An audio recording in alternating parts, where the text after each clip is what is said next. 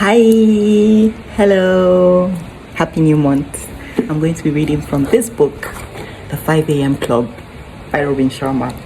This is a gold mine, it's a wonderful read. As you rise towards virtuosity, you become anxious about failure, threatened by a concern of not being good enough, and insecure about blazing new paths.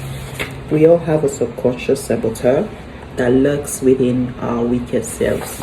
I'm going to be talking about a feeling which I believe many of us can relate to. I have experienced it either when I'm at the verge of hitting a milestone or accomplishing something, or I have accomplished that thing or attained that milestone. Recounting my experience, I remember experiencing this feeling when I was awarded a first class honors degree. I remember experiencing this feeling again when I was awarded a state honors award by the National Youth Service Corps for outstanding community development service, particularly in Zamfara State, Nigeria. I still experience this feeling when I was awarded a fully funded scholarship by name Chevening Scholarship to go study in the UK, pursue a master's degree. That wasn't the end. Most recent accomplishment is that of being selected as one of the finalists, particularly in the category of social action for the Study UK Alumni Awards, which is a pretty big deal. And I still experience that feeling. So what feeling are we talking about? Imposter syndrome. Now, imposter syndrome is that feeling where you don't feel like you've earned it. That award, that accomplishment, that commendation you're getting. To the outside world, everybody's like, congratulations, you earned it, well deserved. And you within, you're like, what did I do? I didn't do anything. I don't feel like I belong here. I don't feel like this award is meant to be for me. Maybe you guys did a mistake. Maybe it's for someone else. But in truth, it's actually for you, particularly if you've put in the work.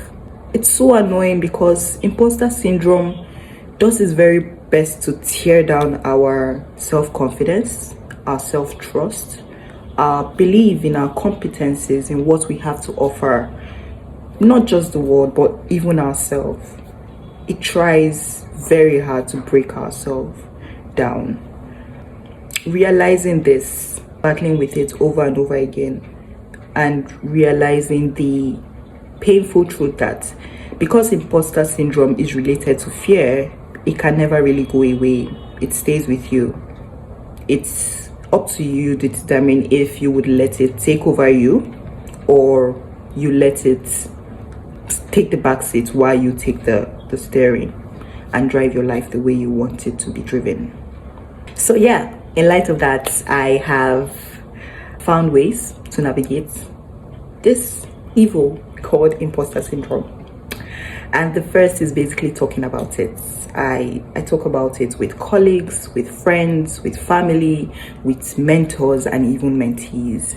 In these discussions, I'm amazed at how people also share their own side of the imposter syndrome where they don't feel good enough. And I'm looking at you like, boy, you've earned it. I mean, you're doing amazing work. So why are you feeling that way? And they're like, what? Why are you feeling that way as well?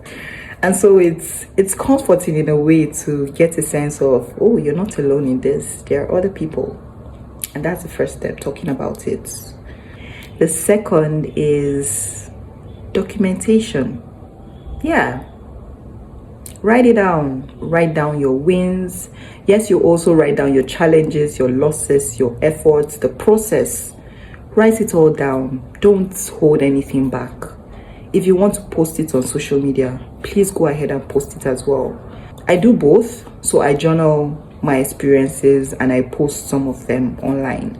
And whenever imposter syndrome comes lurking around, I am reminded by going to either my journal or a document that highlights my accomplishment and the process of getting to that accomplishment. And even the social media posts I've put up about what milestone I've achieved.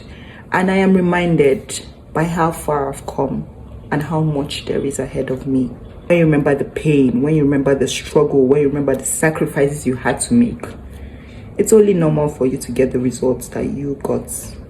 which are positive results which people ordinarily want. So why would you want to feel bad about that? Nah. And in doing that, I feel grateful, I feel happy, I feel better, because I've earned it and I deserve to be celebrated for it. And the third but not the least is to also realize that all the things that comes with recognition, speaking of like promotion, futures, commendations, endorsements, celebrations, and maybe even financial benefits that come with it, they are byproducts or outcomes. The real deal is the personal or professional growth. You're growing, and that's what counts. It takes an awesome amount of courage to feel the terror of true personal and professional growth and keep going even when you sort of feel like dying. So keep going. I want to encourage you that as we begin this month, please and please don't let imposter syndrome get a hold of you. Address it, tackle it as much as possible. If you're putting in the work, you deserve to be where you are. You deserve a seat at that table. You deserve to have that commendation. You deserve to get that award. Every good thing that's come your way, if you're putting the work, you're deserving of it and even more. And if you've got any other tips on how to tackle imposter syndrome, I'd love to hear from you. So this is me wishing us the best days ahead.